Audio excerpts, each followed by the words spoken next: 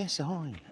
Out in the garden today, and obviously it's again lovely. And following my moaning on about the heat yesterday, should learn to be less British about these things and just cope with the weather because we'll be moaning when it's raining next week. But yeah, so just thought I'd cover briefly this morning one of the other charities that I have kind of used as part of the diagnosis process. So Macmillan, obviously, very well-known charity in Great Britain, and I'm not sure what their presence elsewhere in the world is, but they obviously provide a whole heap of resources for people. But one of the things they do for patients who are newly diagnosed, and probably appropriate across all levels, but with specific usefulness for me, was they provided a therapist for me to talk to for I think it was 10 sessions we had in the end, and just giving me some backwards and forwards advice. Obviously it's not in person, so all done over the phone, but overall worked really well, and allowed me to talk through a lot of things.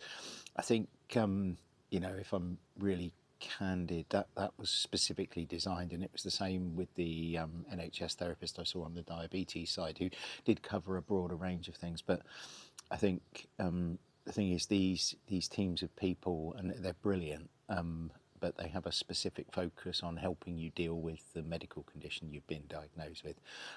They're not there to give you life. I actually think probably for someone like myself, there's a bigger picture story of painting the two medical conditions together, along with some of the anxiety and various other things that are going on in my head. So while I'm kind of would recommend the Macmillan service, I'd probably say focus on anything that's available from your local NHS first. But then, these other resources that are available to you through Macmillan, the services there are brilliant. But I think while they're really good, I think there's probably a broader picture sometimes that needs painting, and that's probably the sort of service that I'd need myself.